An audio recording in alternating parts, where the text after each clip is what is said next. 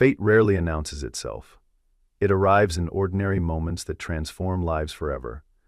The moment Wesley Grant saw the little girl stumble outside the hospital entrance, something inside him shifted. There was no time to think, only act. His hands, calloused from years fixing engines, moved with the precision of his military medic days as he caught her slight frame before it hit the pavement. The child's blonde hair fell across her pale face, her breath coming in desperate, shallow gasps. "Hey there, sweetheart," he whispered, his voice steady despite the racing of his heart. "I've got you."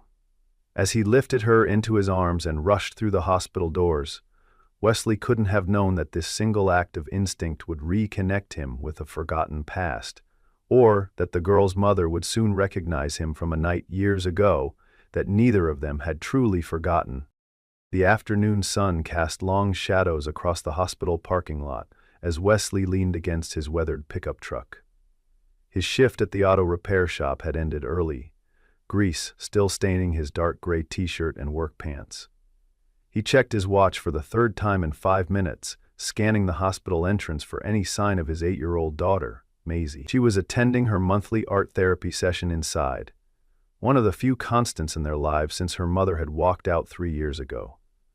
The autumn breeze carried the scent of antiseptic from the hospital's ventilation system, mingling with the earthy smell of fallen leaves. Wesley took a deep breath, savoring the moment of quiet before his evening of homework help, dinner preparation, and bedtime stories would begin. It was then that he noticed her, a small figure in a pastel floral dress, no more than 7 or 8 years old, struggling to walk along the pathway leading to the hospital entrance. Something about her movements caught his attention. The way her shoulders hunched forward, her hand clutching at her chest, her steps becoming increasingly unsteady. Years of military medical training kicked in before conscious thought could form. The little girl's knees buckled, and Wesley was already sprinting toward her, covering the distance in seconds. He reached her just as she began to collapse, catching her gently before she hit the ground. Her skin felt cool and clammy against his arms, her breathing rapid and labored. The small backpack she carried slipped from her shoulder, landing beside them on the concrete. "Hey, sweetie, can you hear me?" Wesley asked, his voice calm despite the urgency of the situation. The girl's eyelids fluttered, but she couldn't seem to focus.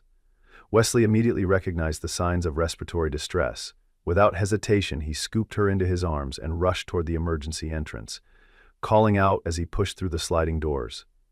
"I need help here, child in respiratory distress." The hospital staff responded instantly, a nurse directing him to a treatment room while another grabbed an oxygen mask.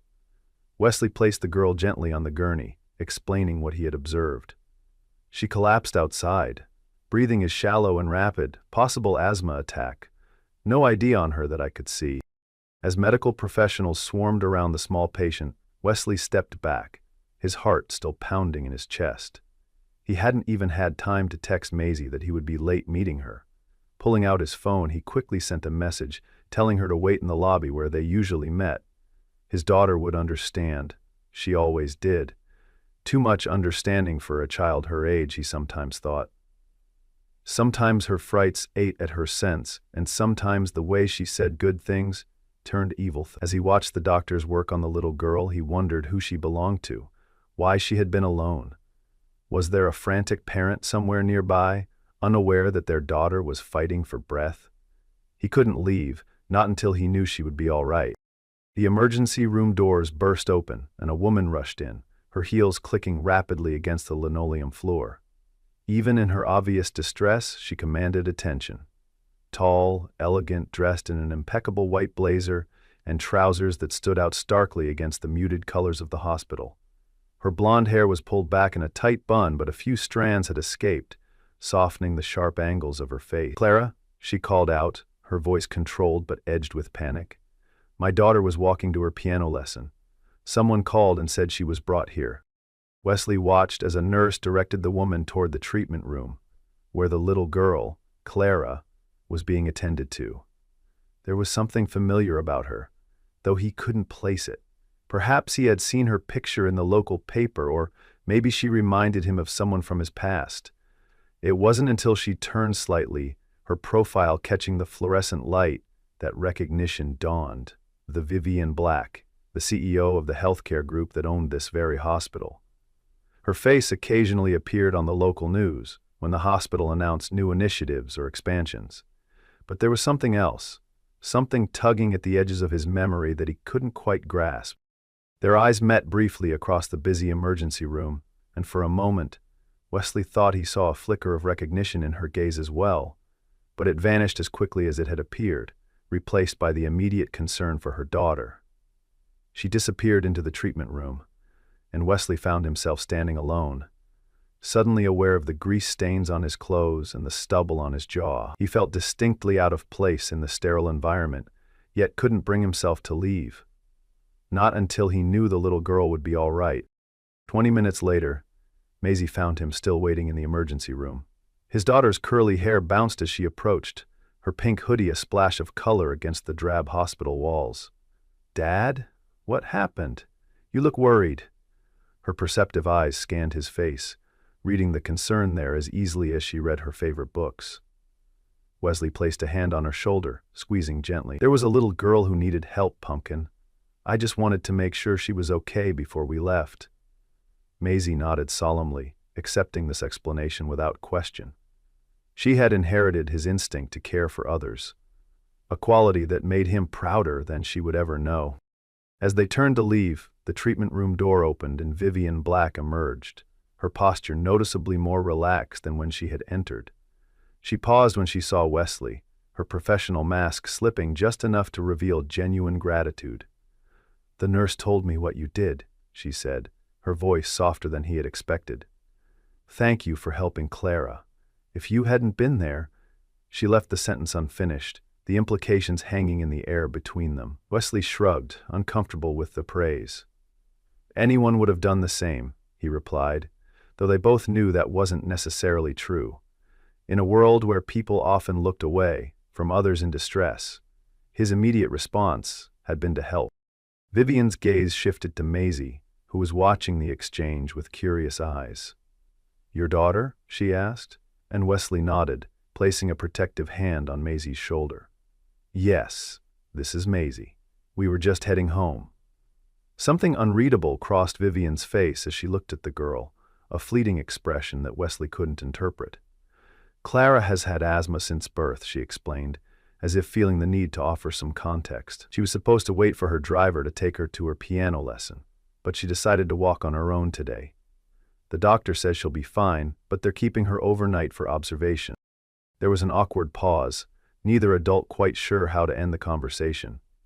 It was Maisie who broke the silence, looking up at Vivienne with open curiosity. "Is your daughter okay now? Does she like to draw? I go to art therapy here every month." The simple questions, asked with a child's directness, seemed to soften something in Vivienne's demeanor. "She's feeling much better, thank you, and yes, Clara loves to draw. She's quite talented, actually." Another pause, and then Vivienne extended her hand formally to Wesley. "I'm Vivian Black. I don't believe I caught your name." "Wesley Grant," he replied, his calloused hand briefly enveloping her smooth one. "And we should get going.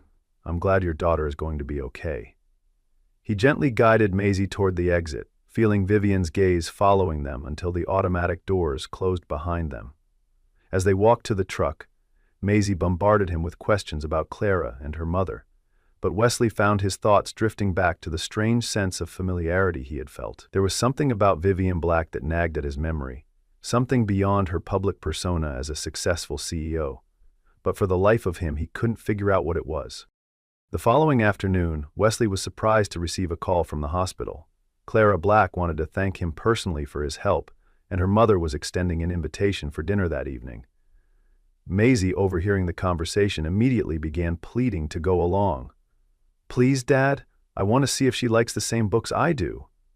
Her enthusiasm was hard to resist, and besides, Wesley was curious about the lingering sense of recognition he had felt. Perhaps spending more time with Vivienne would help him place the memory that kept dancing just beyond his reach.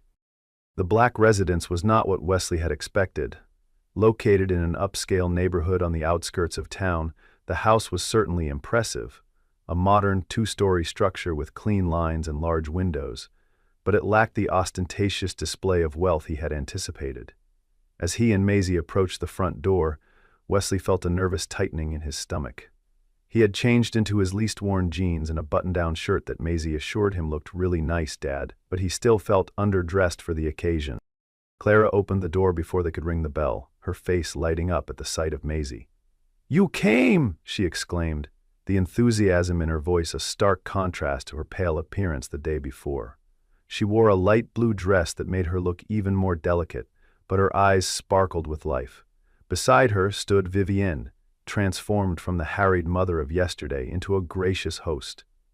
She had exchanged her power suit for a simple cream sweater and dark jeans, her hair loose around her shoulders. The change made her seem younger, more approachable, and that nagging sense of familiarity grew stronger in Wesley's mind. Dinner was a surprisingly relaxed affair.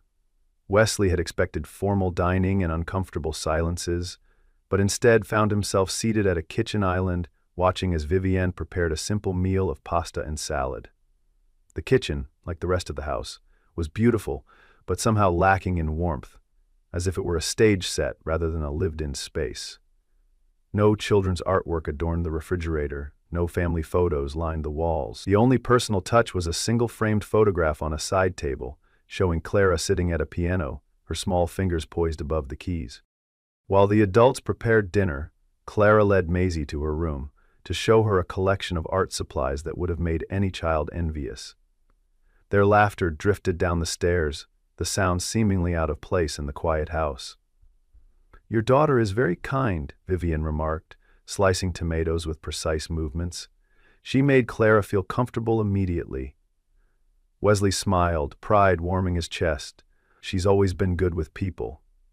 Gets it from her mother, I guess." The moment the words left his mouth, he regretted them. He rarely spoke of his ex-wife, especially to strangers. But Vivienne didn't press for details. Instead, she asked about his work, listening with genuine interest as he described his transition from military medic to auto mechanic. "It's not glamorous," he admitted, "but it pays the bills and gives me the flexibility to be there for Maisie. After her mom left, that became my priority." Vivienne nodded, her expression thoughtful. "I understand. Clara is my priority too, though I don't always manage the balance as well as I should." There was regret in her voice, a vulnerability that seemed at odds with her composed exterior. As they sat down to eat, the girls chattering excitedly about a shared interest in astronomy, Wesley found himself studying Vivienne when she wasn't looking. The way she tucked her hair behind her ear, the slight furrow between her brows when she concentrated. These gestures triggered something in his memory, like an echo from a distant canyon. It wasn't until she mentioned her humanitarian work that the pieces began to fall into place. "Before I joined the healthcare group, I spent some time with Doctors Without Borders in East Africa," she said, responding to a question about her career path. The words hit Wesley like a physical blow. East Africa. 7 years ago, he had been there too, serving as a medic with a military humanitarian mission. The memories came flooding back. A makeshift medical camp, the relentless heat, the desperate need that surrounded them. And there had been a young doctor, blonde hair always pulled back in a practical ponytail, who worked tirelessly alongside them for several weeks. He had admired her dedication, her quiet competence in the face of overwhelming challenges, and then, one night, "You were there," he said quietly, the realization dawning in his eyes. "In Sudan, at the refugee camp outside Khartoum." Vivienne's hand froze midway to her glass, her eyes widening slightly. "You were a military medic," she replied, her voice barely above a whisper. "Staff Sergeant Grant, I remember now." The kitchen fell silent, the children's chatter suddenly distant background noise as the adults stared at each other across the table, shared memories unspooling between them like an invisible thread. They had shared one night together, a brief connection in the midst of chaos and suffering. Neither had expected anything more. Both understood the transient nature of their presence in that place, the unlikelihood of their paths ever crossing again. The next morning, Wesley's unit had been unexpectedly reassigned, and he had left without a proper goodbye. In the years that followed, the memory had faded, buried beneath the layers of his subsequent life, his marriage, fatherhood, divorce, the daily struggle to rebuild a life centered around his daughter. The meal continued, conversation turning to safer topics, but an undercurrent of tension now flowed beneath the surface. After dinner, when the girls disappeared upstairs again, Wesley found himself drawn to the framed photographs on the living room wall. Most were of Clara at various ages, as a newborn taking her first steps, sitting at a piano. But one photograph, partially hidden behind the others, caught his eye. It showed a group of medical volunteers standing outside a tent hospital, the dusty landscape of Sudan stretching behind them. And there, side by side, though not touching, stood younger versions of himself and Vivian. "I kept it as a reminder of that time," Vivian said quietly, appearing beside him. "It was formative for me, in more ways than one." There was weight to her words, a significance that made Wesley turn to look at her directly. The question must have been evident in his expression, because she continued, her voice steady despite the emotion behind it. "After that night, after you left, I discovered I was pregnant. Clara was born 7 months later." The revelation hit him with the force of a physical blow. Wesley staggered slightly, his hand reaching out to steady himself against the wall. Clara was his daughter, his child, a daughter he had never known existed. His mind raced through calculations. The timing was right. Clara was 7. It had been just over 8 years since his deployment to Sudan. "Why didn't you try to find me?" he asked, his voice hoarse with emotion. Vivian's laugh held no humor, only a tired resignation. "With what information?" "I knew your first name, your rank, and that you were from somewhere in the Midwest. You were gone before I even knew I was pregnant. By the time I realized, your unit had been deployed elsewhere, and all my inquiries hit dead ends." She gestured toward the photograph. "This was the only tangible proof I had that you even existed, that you weren't just someone I had invented in the middle of that chaos." Wesley felt as though the room were spinning around him. A daughter. He had another daughter, and she had been right there in front of him, her small body cradled in his arms as he carried her into the emergency room. Had some part of him sensed the connection? Was that why he had been unable to leave until he knew she would be all right? "Does she know?" he asked, the question barely audible. Vivian shook her head. "I've always told her that her father was a brave man who helped people, but that he couldn't be with us. It wasn't a lie, I just didn't have the whole truth to give her." Upstairs they could hear the girls laughing, the sound a stark counterpoint to the heavy silence that had fallen between the adults. Maisie and Clara, half-sisters who had met by chance, drawn to each other without knowing the blood they shared. The realization was overwhelming. Wesley's knees felt weak, and he sank onto the nearest chair, his head in his hands. "I have a daughter," he whispered, the words both a statement and a question. "I have a daughter I never knew about." Vivian sat beside him, her posture rigid despite the emotion in her eyes. "I'm not expecting anything from you, Wesley. Clara and I have managed fine on our own. But when I saw you yesterday, when I realized who you were, I couldn't let you walk away without knowing. It didn't seem right." Her words were measured, controlled, but Wesley could sense the vulnerability beneath them.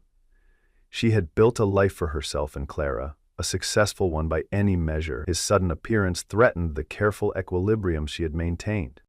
"I would never have, if I had known."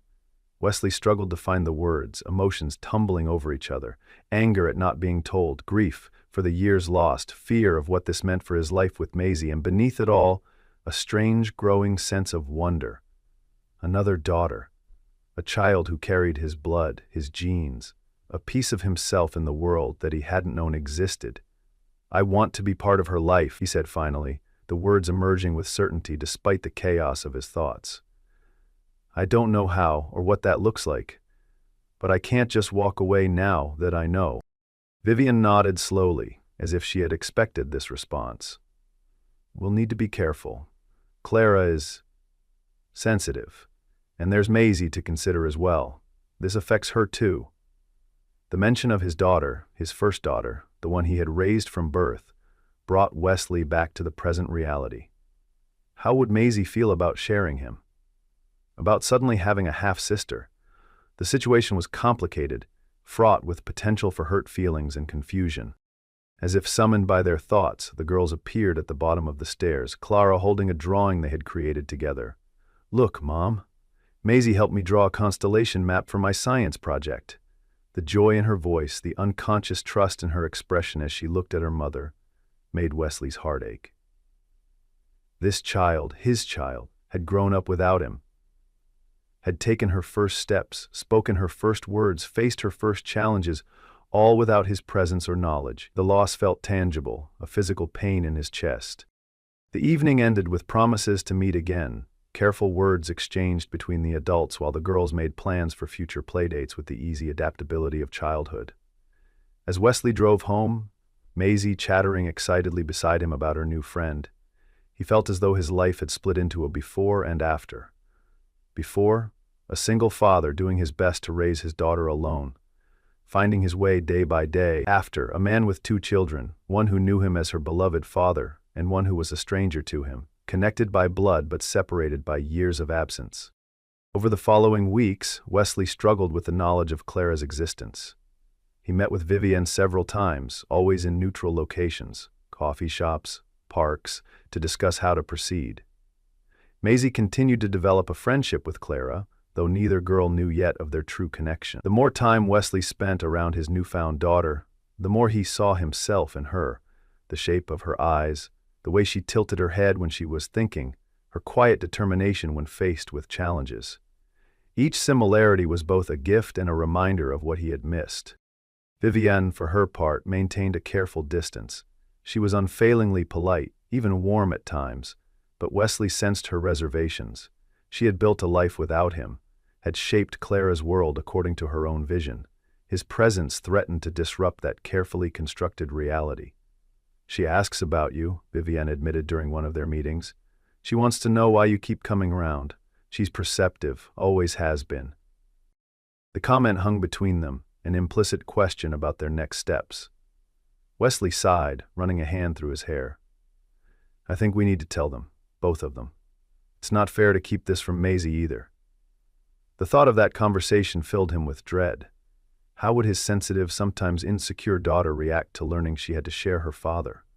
Would she feel betrayed, replaced? The possibility of hurting her was almost enough to make him reconsider his decision to be part of Clara's life. But the alternative? Walking away from a child who was his responsibility, regardless of the circumstances of her conception, was unthinkable. He wasn't that kind of man, couldn't be that kind of father. "We'll do it together," Vivienne agreed, surprising him with her solidarity. "This weekend. We'll tell them together, and then we'll answer whatever questions they have. As a united front." The phrase stirred something in Wesley's chest, a longing for connection, for partnership in the often lonely journey of parenthood.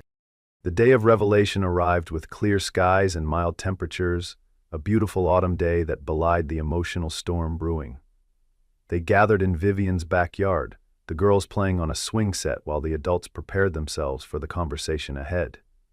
When Vivienne called them over, both children approached with curious expressions, sensing the importance of the moment. Wesley found himself studying Clara's face, seeing with new clarity the features she had inherited from him.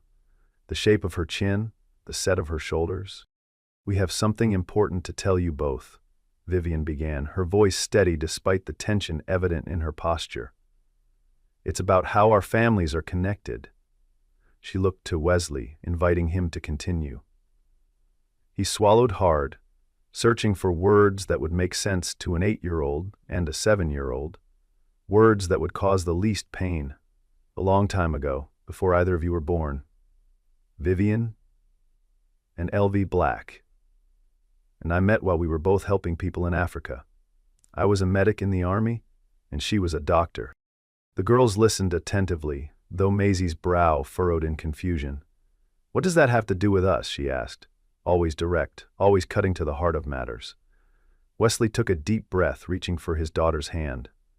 "Well, Pumpkin, it turns out that Clara is my daughter too, which means that 2 of you are sisters, half-sisters."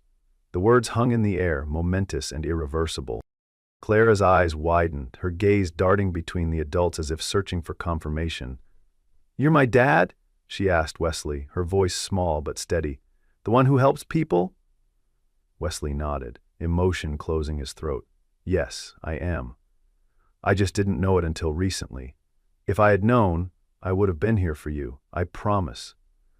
The sincerity in his voice seemed to reach her, and she nodded slowly, processing this new reality with remarkable composure for a child her age. Maisie's reaction was less accepting. She pulled her hand from Wesley's, her expression shuddering. "You're her dad too? Does that mean you're going to be with them now? Are you going to leave me like Mom did?"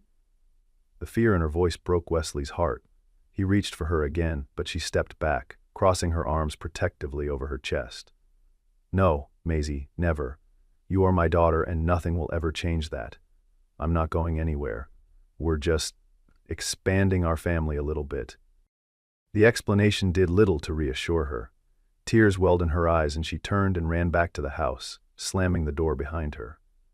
Wesley moved to follow, but Vivian placed a gentle hand on his arm. "Give her a minute," she advised softly. "This is a lot to process." She turned to Clara, who was watching the scene with solemn eyes. "How are you feeling, sweetheart? I know this is a big surprise." Clara's response was thoughtful, measured in a way that reminded Wesley of her mother. "I always wanted a dad," she said simply. "And I like Maisie, but I don't want her to be sad." The empathy in her voice, the concern for a girl she had just learned was her sister, touched something deep in Wesley's heart. This was his daughter, compassionate, thoughtful, brave in the face of change. Pride mingled with regret as he realized all he had missed in her early years. Inside the house, they found Maisie curled in a corner of the living room, her face buried in her knees. Wesley approached carefully, sitting beside her without touching her. "I know this is hard, Pumpkin, and it's okay to be upset or confused or angry. But I need you to know something important." He waited until she looked up, her eyes red-rimmed but dry now. "You are the best thing that ever happened to me. You are my heart walking around outside my body. Nothing, not Clara, not anything, will ever change that." Slowly, cautiously, Maisie uncurled herself. "Promise?" she whispered, and Wesley nodded, opening his arms. She crawled into his embrace, small and vulnerable and trusting despite her fears. Over her head, he met Vivienne's gaze. She stood in the doorway, Clara's hand in hers, watching the father-daughter reunion with an unreadable expression. This was just the beginning, Wesley knew. There would be more difficult conversations, more tears, more adjustments as they all learned to navigate this new, complex family dynamic. In the weeks that followed, they established a tentative routine. Clara and Maisie spent time together on weekends, sometimes at Wesley's modest home, sometimes at Vivian's more elegant residence. The girls' relationship evolved in fits and starts, moments of sisterly camaraderie interspersed with flashes of jealousy and uncertainty. Maisie struggled with sharing her father's attention, while Clara sometimes seemed overwhelmed by the emotional intensity of her newfound family connection. Wesley and Vivian maintained a careful distance from each other, their interactions focused solely on the children.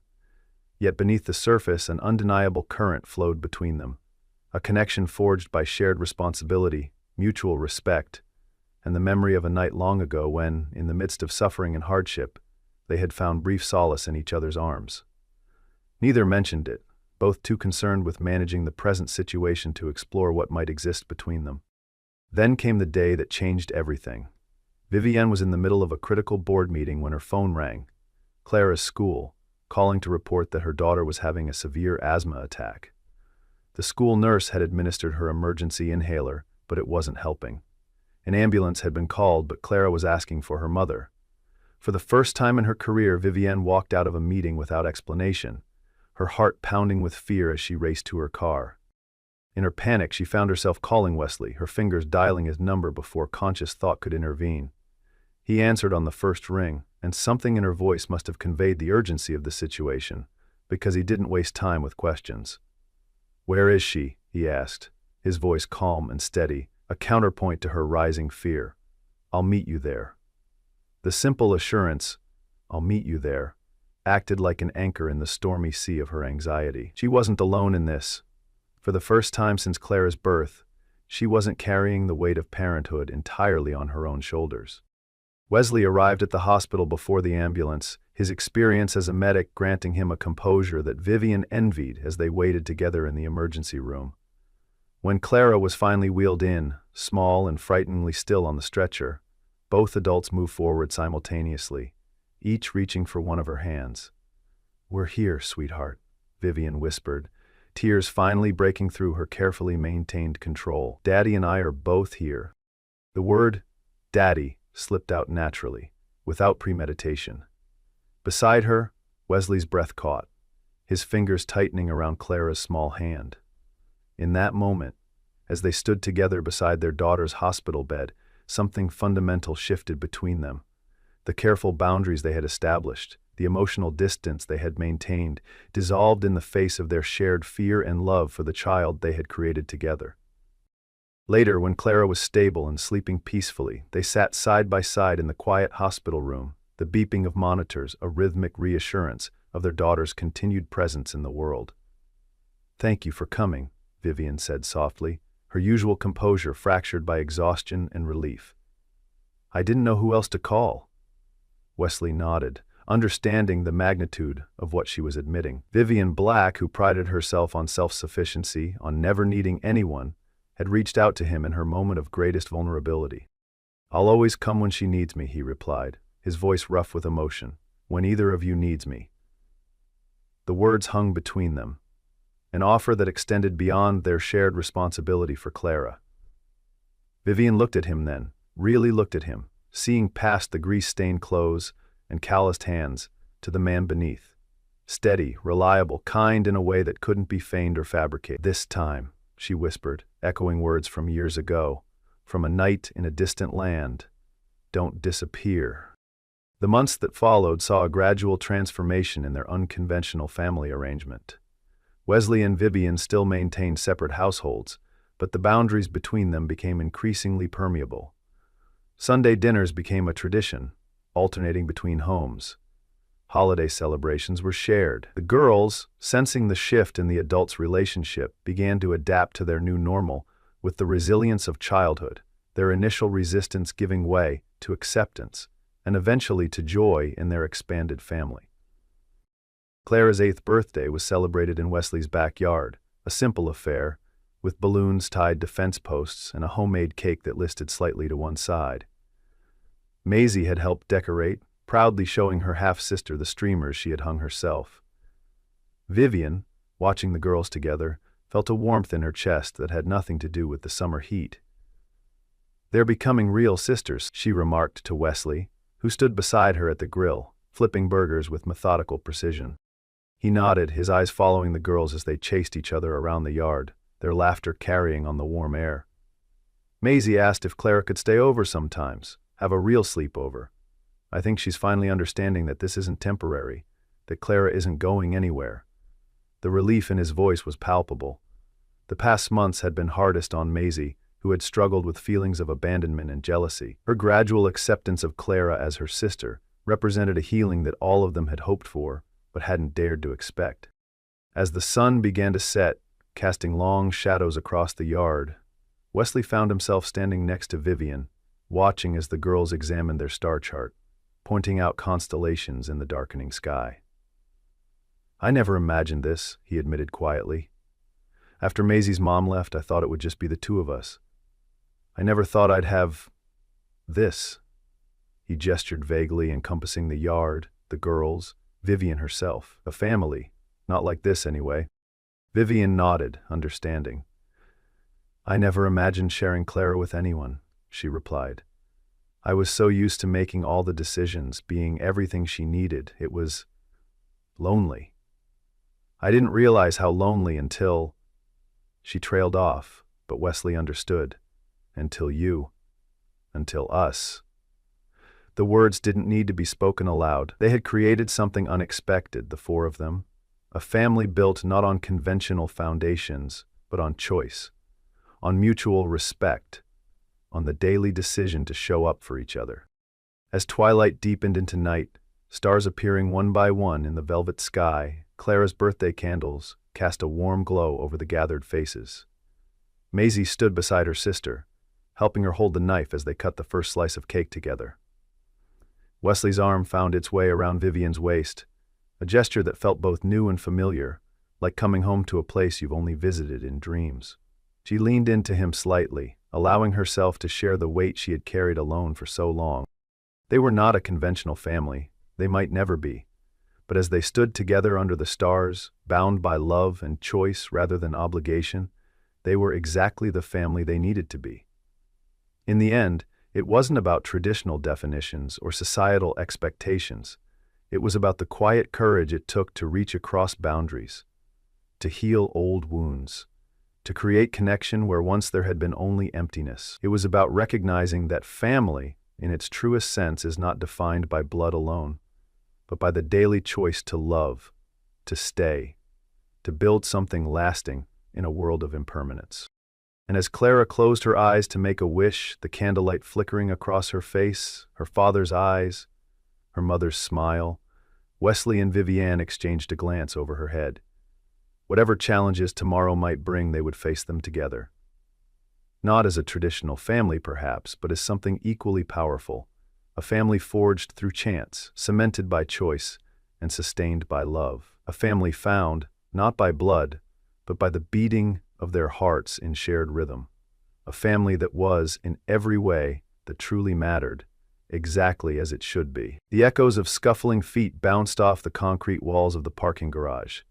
Wesley Grant's fingers tightened around the wooden handle of his push broom, his eyes narrowing at the scene unfolding 20 yards away. 3 men in black tactical gear surrounding a woman in white, her blazer and pencil skirt pristine against the dingy gray of the garage, her designer handbag clutched tightly to her chest. Vivienne Black, the CEO whose heels had clicked imperiously through these halls just this morning, now backed against her luxury sedan, her composure cracking for the first time.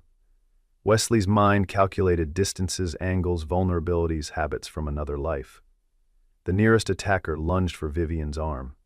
In one fluid motion, Wesley flipped the broom in his hands, the wooden handle becoming something far deadlier than a cleaning tool. Just a janitor, they'd called him. They were about to learn how wrong they were. In the fluorescent glow of the underground parking garage, Wesley Grant moved through his daily routine with the same methodical precision that had once guided him through hostile territories. At 38, his tall, muscular frame still carried the disciplined posture of his military days, even as he pushed a cleaning cart between the rows of executives' luxury vehicles. The standard-issue gray uniform of the maintenance staff hung loosely on his broad shoulders, but underneath, he wore an olive-green military undershirt, a small connection to the man he once was. His handsome face, weathered by experiences few could imagine, remained stoic as he swept away the day's debris, his movements economical and purposeful. The basement parking garage was his domain now, a far cry from the classified missions that had once defined his existence. But Wesley had made peace with this life. It gave him what he valued most, stability for his daughter Maisie. Every evening at 6, Wesley would hang up his maintenance uniform, drive his modest sedan to Oak Ridge Elementary, and transform back into the role that mattered most, Dad. Tonight was no different, as 8-year-old Maisie bounded down the steps of the after-school program, her backpack bouncing against her small frame, her eyes lighting up at the sight of her father. "Dad, I got to be lab assistant today," she exclaimed, climbing into the car with the boundless energy that never failed to brighten Wesley's quiet world. He smiled, the expression softening the hard lines of his face. "Tell me everything, scientist," he replied, his deep voice gentle in a way reserved only for her. As they drove home to their small but tidy apartment in the outskirts of the city, Maisie filled the space with animated stories of classroom experiments and playground politics, while Wesley listened with the attentiveness he once applied to mission briefings. Their evening ritual unfolded with military precision. Homework at the kitchen table, dinner prepared together, and then their special time, 30 minutes of reading before bed. Tonight, as Wesley tucked the blanket around Maisie's small shoulders, she looked up at him with curious eyes that reminded him so much of her mother. "Dad, Tyler says his dad was in the army too, but he tells stories about it. Why don't you ever tell stories?" The question hung in the air, innocent yet cutting straight to the heart of the carefully constructed wall Wesley had built between his past and present. He gently brushed a strand of hair from her forehead. "Some stories aren't for telling, sweet pea. But maybe someday." He kissed her forehead and turned out the light, knowing the partial truth of his words. Some stories weren't for 8-year-old ears. Some memories were better left in the shadows where they belonged. After Maisie fell asleep, Wesley moved through the apartment with silent footsteps, checking locks and sightlines out of habit. His neighbors in the building knew him as the quiet, dependable single dad who fixed leaky faucets and helped carry groceries. Mrs. Abernathy next door often commented on his such good manners and occasionally tried to set him up with her niece. What they didn't know was that he could disarm a man in 3 moves, or that he slept with a tactical knife within reach. Mrs. Abernathy noticed him more. They didn't know about the nightmares that sometimes woke him, drenched in sweat, reaching for a weapon that was no longer there. They didn't know about the wife he had lost, Julie, whose smile he still saw in their daughter's face. For 4 years since her death from an unexpected aneurysm, Wesley had lived half a life, existing primarily for Maisie and finding purpose in the simplicity of their routine. The morning brought news that rippled through the maintenance staff at Blackwood Enterprises. The CEO herself would be conducting an inspection of all company properties. Wesley listened to his co-workers' nervous chatter as they hurriedly polished floors and wiped down surfaces that hadn't seen such attention in months. "She's a real ice queen," muttered Collins, who had worked security for 10 years. "Brilliant as hell but cold as winter. Called the whole board functionally obsolete last quarter and fired 3 VPs in 1 day." Wesley simply nodded and continued his work. Executive drama meant little to him. He had seen enough real conflict to know that corporate politics were just elaborate games played by people who had never faced actual life or death stakes. At precisely 10:45, the executive elevator doors opened, and Vivian Black stepped into the basement level, flanked by 2 assistants frantically taking notes on tablets.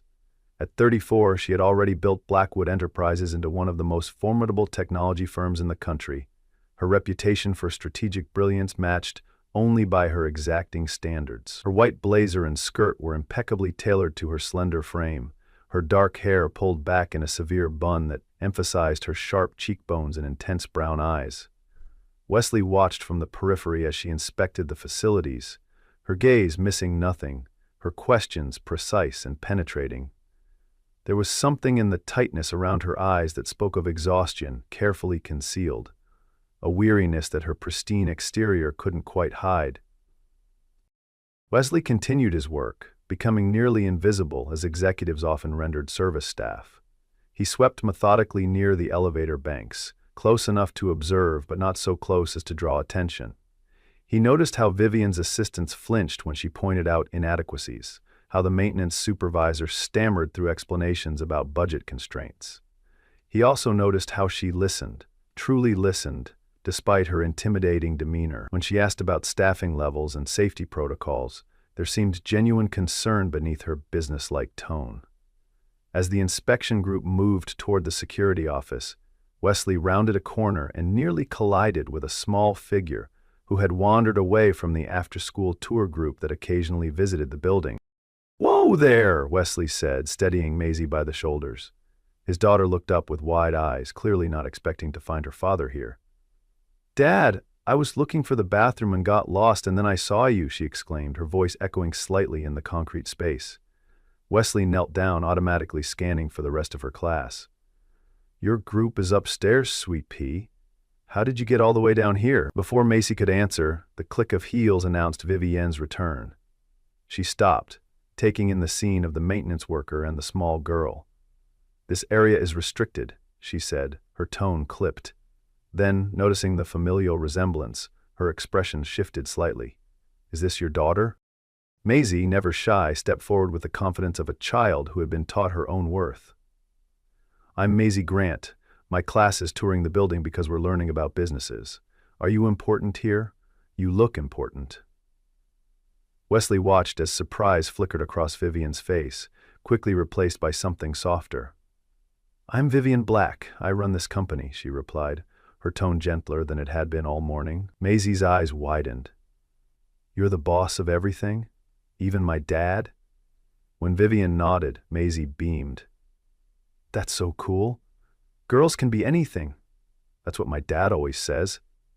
For the first time that day, perhaps longer, Vivian Black smiled, a genuine expression that transformed her face from merely beautiful to radiantly human. The unexpected moment was interrupted by a frantic teacher calling Maisie's name from the elevator. Wesley quickly explained the situation, assuring the flustered woman that his daughter was fine. As Maisie rejoined her class, she waved goodbye to both her father and the CEO, completely unaware of the impression she had left. Wesley turned to find Vivian watching him with curious eyes. "You've raised quite a remarkable young lady, Miss Grant." "Wesley Grant. And thank you, she's the best of me," he replied simply, then added, "I should get back to work." Vivian nodded, her professional mask slipping back into place, but not before Wesley caught a glimpse of something wistful in her expression. As she walked away, white handbag swinging gently at her side, Wesley returned to his broom, pushing away the unexpected connection that had briefly brightened the subterranean space. The inspection concluded late in the afternoon. Wesley watched from a distance as Vivienne dismissed her assistants, instructing them to take the elevator up while she made a phone call in privacy. She walked toward her reserved parking space, white designer handbag clutched in one hand, phone in the other. Wesley was emptying trash bins when he noticed 3 men entering the garage from the service entrance. Men who didn't belong to the maintenance or security teams. Something in their purposeful stride and the way they scanned the area triggered Wesley's dormant instincts. He set down his trash bag silently, observing as they spotted Vivian and began moving toward her with too much intent to be coincidental. Vivian was unlocking her car when the first man approached. Wesley moved closer, still appearing to be working but tracking every movement. He heard the man ask for directions, a common ploy, and saw Vivian's brief annoyance as she glanced up from her phone. The moment she registered the threat, it was almost too late.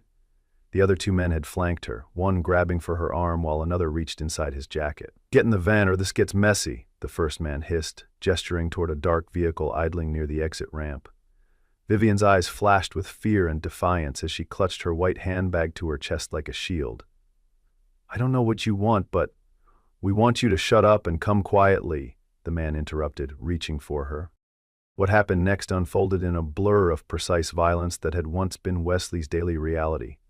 The push broom in his hands became a staff, then a battering ram, then a precision instrument. He crossed the distance in seconds, driving the wooden handle into the first attacker's solar plexus, with enough force to fold the man in half. As the man dropped, gasping for breath, Wesley was already moving to the second attacker, redirecting the man's reaching arm into a joint lock that ended with a sickening crack. The third man managed to draw a weapon, a stun gun, but Wesley's foot connected with his wrist before he could deploy it, sending the device skittering across the concrete floor. A precise strike to the throat left the third attacker choking and disoriented. In less than 30 seconds, all 3 men were incapacitated on the cold concrete floor. Wesley stood protectively in front of Vivian, his breathing controlled, his stance ready for any additional threats. The training that had lain dormant for years had reactivated without conscious thought, muscle memory taking over when needed. He scanned the garage, ensuring no other attackers lurked in the shadows, before turning to Vivian. She stood frozen, her white outfit somehow still immaculate, her eyes wide with shock and something else. Recognition that the quiet maintenance worker had just revealed himself to be something else entirely. "Are you hurt?" Wesley asked, his voice calm despite the adrenaline coursing through his system. Vivian shook her head, unable to find words as she stared at the 3 men groaning on the ground and then back at Wesley. "We need to call security and the police," he continued, already reaching for the garage emergency phone. His movements were efficient, his report to the security desk clear and concise, giving their location and the situation without emotion or embellishment. As sirens wailed in the distance, Wesley turned back to Vivian, who had recovered enough of her composure to straighten her blazer and take a steadying breath. "Who are you?" she asked, her voice barely above a whisper. "Just the maintenance guy," Wesley replied, already stepping back, retreating into the shadows of his anonymous existence. Before she could question him further, security personnel flooded the garage, followed shortly by police officers. In the chaos that followed, Wesley gave his statement with minimal detail, describing what he had seen and done in the most ordinary terms possible. He mentioned his self-defense training and acting on instinct, but volunteered nothing about his military background. As the police led away the handcuffed attackers and paramedics checked Vivian for injuries, Wesley slipped away, clocking out at the end of his shift as if nothing extraordinary had happened. He picked up Maisie from school, made dinner, read stories, and tucked her in. the sacred routine that anchored their lives continuing uninterrupted. But as he sat alone in the quiet apartment later that night, cleaning his tactical knife out of habit, Wesley knew that the carefully constructed wall between his past and present had begun to crack. 3 days passed, with no mention of the incident from management. Wesley went about his duties, sweeping floors, changing light bulbs, and fixing minor issues throughout the building. If he occasionally felt eyes on him or noticed security personnel watching him with newfound respect, he gave no indication. On the 4th day, as he was checking the emergency exit lighting in a seldom-used stairwell, the door above him opened, and Vivian Black descended the stairs alone. She had traded her white ensemble for a dark blue dress, but her presence was no less commanding. "Mr. Grant," she said, stopping a few steps above him. "I've been looking for you." Wesley straightened, setting aside his toolbox. "Ms. Black? Is there a maintenance issue I can help with?" A small smile touched Vivian's lips. "I think we're past that pretense, don't you?" She descended the remaining steps until they stood on the same level. "I did some research. Special Forces, 3 tours, Distinguished Service Cross, and now you're changing light bulbs in my building." Wesley's expression remained neutral, though inwardly he tensed. "It's honest work." Vivienne studied him with those penetrating eyes. "The police report says you subdued 3 armed men using a broom. The security footage was more revealing. You could have killed them all in seconds." It wasn't a question, but Wesley answered anyway. That wasn't necessary. Containment was sufficient. They stood in silence for a moment, each measuring the other. Finally, Vivian spoke. "I need someone I can trust. Someone with your particular skill set. My security team failed spectacularly last week, and the police investigation suggests this wasn't a random kidnapping attempt. Someone targeted me specifically." Wesley shook his head before she could continue. "I'm not for hire, Ms. Black. Not in that capacity anymore." Vivian's expression hardened slightly. "I'm offering you triple your current salary to act as my personal security consultant for 1 month while I identify who's behind this. You'd work regular business hours, only... I understand you have a daughter." Wesley hesitated, thinking of the tuition bills for Maisie's school, the tight budget that left little room for emergencies. Still, he shook his head. "I left that life behind for a reason." Vivian's carefully controlled facade slipped, revealing a flash of genuine vulnerability. "Please, I haven't slept since it happened. I keep seeing their faces, feeling their hands." She stopped, composing herself with visible effort. "I don't trust easily, Mr. Grant, but I trusted you the moment you stepped between me and danger without hesitation." Wesley looked away, uncomfortable with her gratitude. "Anyone would have helped." Vivian laughed, a short, humorless sound. "We both know that's not true. 20 people work in that garage. Security cameras show at least 3 others who saw what was happening and did nothing." She reached into her purse and handed him a business card. "Think about it. Call me by tomorrow if you change your mind." That evening, as Wesley helped Maisie with her math homework, his mind kept returning to Vivian's offer and the fear he had glimpsed beneath her composed exterior. Maisie, perceptive beyond her years, noticed his distraction. "Dad, you're thinking so loud I can hear it," she said, poking his arm with her pencil. Wesley smiled, focusing back on the fractions worksheet. "Sorry, sweet pea, just work stuff." Maisie tilted her head, studying him with eyes so like her mother's it sometimes took his breath away. "Is it about the lady in white? The one who runs your building?" Wesley's surprise must have shown on his face because Maisie rolled her eyes. "Amber's mom works in the office upstairs. She told Amber that you saved the boss lady from bad guys." Wesley sighed, making a mental note about workplace gossip reaching elementary schools. "It wasn't quite like that." Maisie closed her math book, giving him her full attention. "But you did help her? When she was scared?" Wesley nodded reluctantly. "Yes." Maisie considered this, her small face serious. "And now she needs more help?" Wesley raised an eyebrow. "How do you know that?" Maisie shrugged. "Because she looked scared when I met her. Not on the outside, but in her eyes. Like Mrs. Abernathy after her husband died." The simple observation, delivered with a child's unfiltered honesty, hit Wesley with unexpected force. She asked me to help her for a while, but it would mean changing my work schedule. Maisie thought for a moment, then nodded decisively. You should help her, Dad. When Wesley started to explain the complications, Maisie interrupted with the devastating clarity only children possess. Mom always said helping scared people is what makes you special. Wesley fell silent, remembering Julie's words from years ago, after he had intervened to stop a mugging outside a restaurant where they were celebrating their anniversary. That night, she had looked at him with pride and said those exact words. Somehow, Maisie had absorbed that moment and carried it forward, a living connection to the woman they had both loved. The next morning, Wesley called the number on Vivian's card. Her assistant put him through immediately, as if his call had been expected. I'll do it, Wesley said without preamble.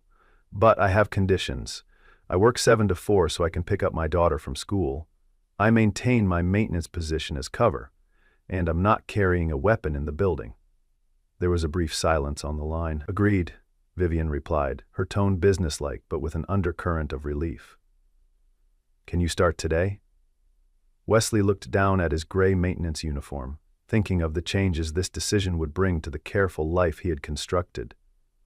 I already have. For the first week, Wesley shadowed Vivian discreetly, observing her routine, identifying vulnerabilities, and assessing potential threats. To the outside world, he remained the maintenance worker who occasionally fixed issues in the executive suites. But his eyes missed nothing. Not the rivalry between Vivian's CFO and COO, not the resentment from the board members she had recently overruled, not the strange timing of her assistant's phone calls. He compiled mental notes on everyone who approached her, categorizing them by risk level and possible motives. Vivian, for her part, maintained her icy professional demeanor in public, but began to show glimpses of the woman behind the executive facade when they were alone. In her office after hours, reviewing security protocols, Vivian surprised Wesley by asking about Maisie. She's quite extraordinary. You must be very proud. Wesley nodded, allowing himself a small smile. She's everything good in my life. Vivian hesitated, then asked, And her mother? The question hung in the air between them. Wesley looked out the floor-to-ceiling windows at the city lights below. Julie died 4 years ago. Aneurysm. No warning. He could have left it at that, should have, professionally speaking, but something compelled him to continue. She was a kindergarten teacher. She loved puzzles and rainy days and terrible sci-fi movies. She laughed at all my jokes, even the bad ones, especially the bad ones. Vivian was quiet for a long moment. I'm sorry for your loss, she finally said, the corporate platitude somehow genuine in her voice. Then, offering something in return, my parents were rarely present, physically or emotionally. Success was the only acceptable outcome in our house. Failure meant disapproval, which was worse than punishment. She traced a finger along the edge of her desk. I built this company to prove something, I suppose. Now I'm not sure what, or to whom. The confession, unexpected and unguarded, created a fragile bridge between them. Two people who had armored themselves in different ways, against a world that had taught them painful lessons. As days turned into weeks, Wesley found himself drawn deeper into Vivian's world, a landscape of power plays, strategic maneuvering, and constant performance. He watched how she navigated board meetings and investor calls with brilliant precision, her mind always 3 steps ahead of everyone else in the room. But he also saw the toll it took, the long hours, the rare moments of doubt when she thought no one was watching, the lonely dinners ordered to her office at 9 p.m. Once, arriving early, he found her asleep at her desk, vulnerable in a way that made something protective stir within him, a feeling he had reserved exclusively for Maisie since Julie's death. Their professional relationship developed a rhythm, punctuated by moments of unexpected connection. When Vivian's car service was delayed one evening, Wesley offered to drive her home. The 20-minute journey passed in comfortable conversation about books they had both read, cuisines they enjoyed, places they hoped to visit someday. For those brief minutes, they were simply two people, not employer and employee, not CEO and former soldier. As he pulled up to her elegant townhouse, Vivian hesitated before opening the door. Would you and Maisie like to come in for dinner sometime as a thank you? The invitation hung between them, laden with possibilities neither was ready to acknowledge. Maybe someday, Wesley answered, his tone gentle but establishing a necessary boundary. The investigation into Vivian's would-be kidnappers hit a dead end with the police, but Wesley's own careful observation began to yield disturbing patterns. The three men had been hired muscle with criminal records, but no clear connection to Vivian or Blackwood Enterprises. However, their attack had coincided perfectly with a momentary gap in the security camera footage, a gap that could only have been orchestrated by someone with inside knowledge of the building's systems. More troubling were the financial irregularities Wesley discovered while reviewing the company's security budget, discrepancies that pointed to someone skimming substantial sums right under the board's collective nose. Late one night, after Maisie was asleep at Mrs. Abernathy's apartment next door, Wesley returned to Blackwood to access security footage that wasn't available remotely. The offices were dark and silent as he made his way to the security suite, his footsteps echoing in the empty corridors. He didn't expect to find Vivian still in her office, the blue light of her computer screen illuminating her face as she pored over financial reports. She looked up, startled by his appearance. "Wesley, what are you doing here?"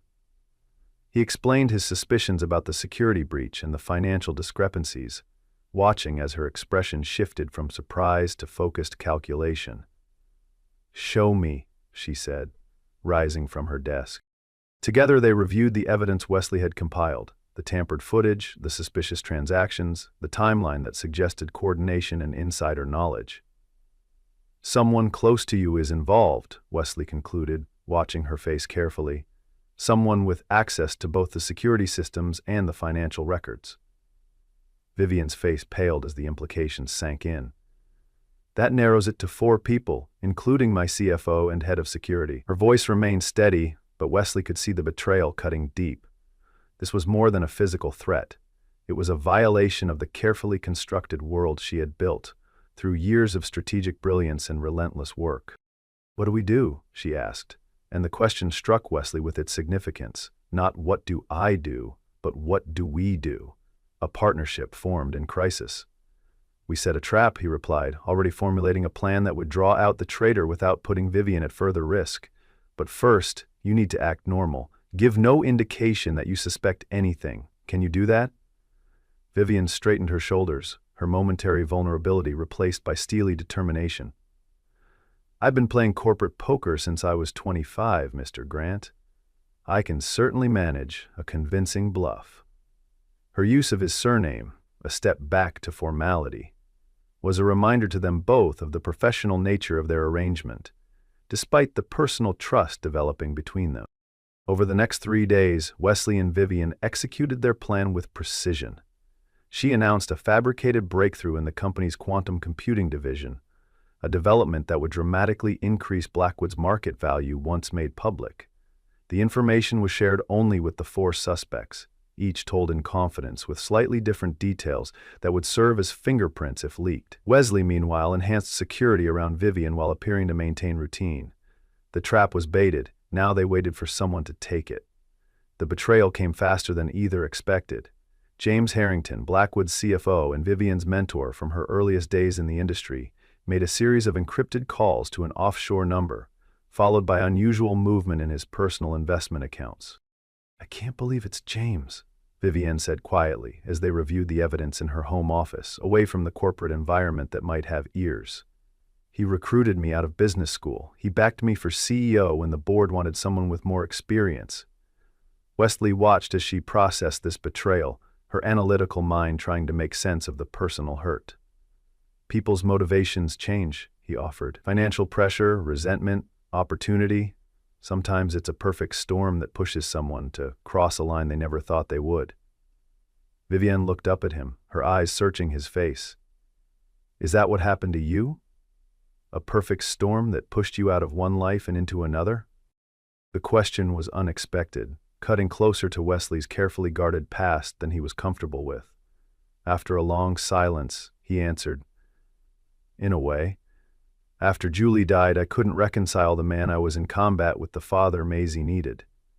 Every mission, every kill, it all seemed so distant from the bedtime stories and lunchboxes that became my world." He hadn't spoken these words aloud to anyone, yet they flowed naturally in the quiet sanctuary of Vivian's home, under the weight of her own vulnerability. So I walked away, traded one kind of service for another. Vivian nodded slowly, understanding in her eyes. We all have our breaking points, the moments that force us to choose who we really are. She reached across the table, her hand briefly touching his, the first physical contact between them that wasn't professionally necessary. Thank you for choosing to help me find mine. The final confrontation came sooner than they had planned. Wesley was picking up Maisie from school when he received an urgent text from Vivian. Harrington wants meeting now, says it's about security breach, coming to office. Warning bells immediately rang in Wesley's mind. The confrontation should have happened on their terms, not Harrington's. Sweet pea, change of plans, we need to stop by my work for a bit, he told Maisie, who was buckling her seatbelt. Her eyes widened. Is it the lady boss? Is she in trouble again? Wesley managed a reassuring smile. Just a work thing. You can show me your art project in the car. As they drove, Wesley called Mrs. Abernathy, arranging for Maisie to stay with her if necessary, while mentally preparing for whatever might await at Blackwood Enterprises. When they arrived, the executive floor was unnaturally quiet. Wesley instructed Maisie to stay in the break room with her backpack and snacks, promising to check on her every 15 minutes. Then he made his way toward Vivian's office, his senses heightened, aware of every sound and movement around him. Through the glass walls, he could see Vivian seated at her desk, facing Harrington, whose back was to the door. Their body language was tense, confrontational. Wesley approached silently, close enough to hear their voices through the partially open door. You've built something remarkable, Vivian, but you've grown too powerful too quickly. There are interests that find your ethical stance inconvenient, Harrington was saying, his tone almost regretful. Vivian's eyes flicked to Wesley as he appeared in the doorway, but she gave no other indication of his presence. So this isn't about money, it's about control? She asked, keeping Harrington's attention focused on her. The older man shrugged. Money, control, they're two sides of the same coin. The attempt in the garage was regrettable but necessary. You were meant to be frightened enough to step down, not kidnapped. Those idiots got overzealous. Wesley had heard enough. He stepped into the office, closing the door behind him with a soft click that made Harrington whirl around. Mr. Grant, the CFO said, his surprise quickly masked by a professional smile. This is a private meeting. Not anymore, Wesley replied, moving to stand beside Vivian's desk. We know about the security breach, the financial diversions, the offshore accounts. It's over, Harrington. The CFO's facade cracked, his genial expression hardening into something cold and calculating. You have no idea what forces you're dealing with, maintenance man. This goes beyond one company or one CEO. His hand moved toward his jacket pocket, and Wesley tensed, ready to intercept a weapon. Instead, Harrington pulled out his phone. One call, and not only is Vivian's career over, but your daughter, Maisie, isn't it, will find her father suddenly of great interest to certain government agencies. Your dishonorable discharge wasn't as buried as you think. Wesley froze, the carefully constructed story of his past crumbling under Harrington's smug revelation.